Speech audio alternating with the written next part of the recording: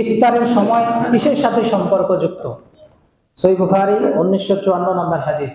রাসূল সাল্লাল্লাহু আলাইহি ওয়াসাল্লাম বলছেন যে যখন রাত সেদিক হতে ঘনিয়ে আসে এবং দিন এদিক হতে চলে যায় এবং সূর্য ডুবে যায়, তখন সাইম রোজাদার ইফতার করবে। তাহলে ইফতারের সম্পর্ক কিসের সাথে হচ্ছে? সূর্যাস্তের সাথে। যখন সূর্যাস্ত হবে তখন ইফতার করতে হবে। আল্লাহ রাসূলের যুগে সাহাবীদেরকে বড় পাহাড়ের উপর উঠিয়ে দেওয়া হতো যে সূর্যাস্ত হয়েছে কিনা। কিন্তু বর্তমান যুগে আমাদের তো আর পাহাড়ের উপর ওঠার প্রয়োজন নাই।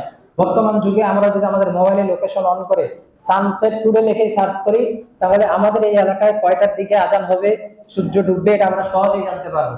এছাড়া আমাদের আহলুল হাদিসের বিভিন্ন ক্যালেন্ডার পাওয়া যায়।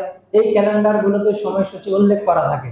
তো এই সময়সূচি গুলো ফলো করে আমরা আমাদের আজান দিব এবং আমরা সতর্কতামূলক 3 মিনিট পরে আজান দিব না, যেটা আমরা দেখতে পাই আমাদের হানাফি ভাইয়েরা ওয়াক্ত হয়ে যাওয়ার আরো 3 মিনিট পরে আজান দেয়।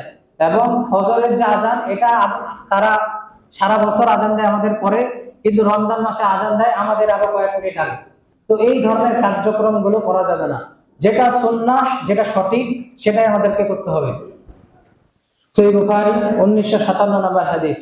قال رسول الله صلى الله عليه وسلم لا يزال الناس بخير ما عجل الفطر।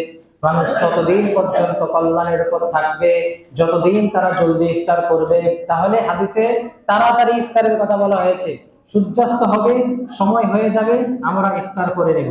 আল্লাহ রাব্বুল আলামিন আমাদেরকে এই সুন্নাহ অনুযায়ী ইফতার করার তৌফিক দান করুক। আমিন।